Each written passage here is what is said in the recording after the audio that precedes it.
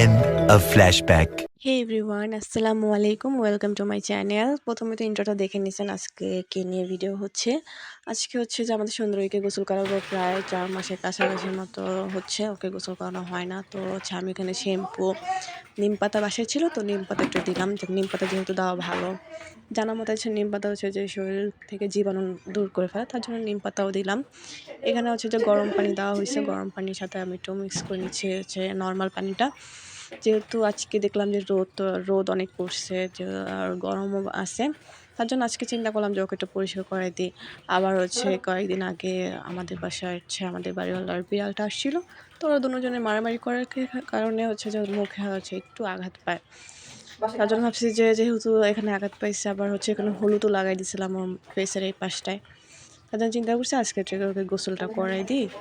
আর রোদ যেহেতু পড়ছে, এই যে এখন ওকে আমি মানে পানিটা একটু গরম লাগতেছিল, আমি বলি একটু থাক আর একটু নর্মাল পানিটা মিক্স করে দিই। মিক্স করার পরে ওকে একটু গোসলটা করে দিলাম।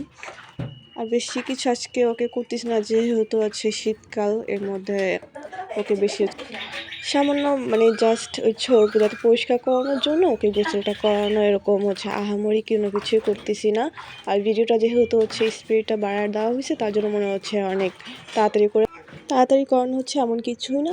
আর হচ্ছে আস্তে আস্তে ওকে আমি করে দিচ্ছিলাম গোসলটা। ওকে গোসল করানোর পর আমার নিজেও করতে হইতেছিল, যেহেতু ওকে গোসল করানোর পরে ও শরীরটা মুছে দিতে চাচ্ছিল না আজকে। আমার হচ্ছে আমি ওকে পরিষ্কার করে দিচ্ছিলাম, আস্তে আস্তে করে ওকে মানে ধরতেছি আর ওকে ক্লিন করতেছিলাম। আজকে আমাকে সুন্দরকে গোসল করানোর জন্য তো আমার একটা কষ্ট করতে হয় না। লালটুকে যতটা আমার পরিশ্রম করতে হয়, লালটুকে গোসল করতে গেলে আমার প্রচণ্ড ভয় লাগে। ও হচ্ছে কামড় দেয়, আমার হাত কামড় দেয়, অনেক কিছু করে। এই যে এখন হচ্ছে আমি ওর শরীরটা ক্লিন করে দিব। এর মধ্যে লালটু আসবে, লালটু কীভাবে তাকিয়েছিল একটু পরে দেখতে পারবেন।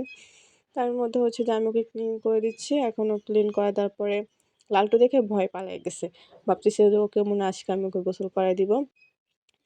এই যে ভালো একটা কাপড় নিয়ে ওর শরীরটা মুছায় দিব আর রোদের মধ্যে নিব, যেহেতু শীতকাল, যাতে কোনো রকমভাবে কোনো ঠান্ডা না লাগে, তার জন্য এখন রোদে নিয়ে যাব এখন ওকে। 2000 years later.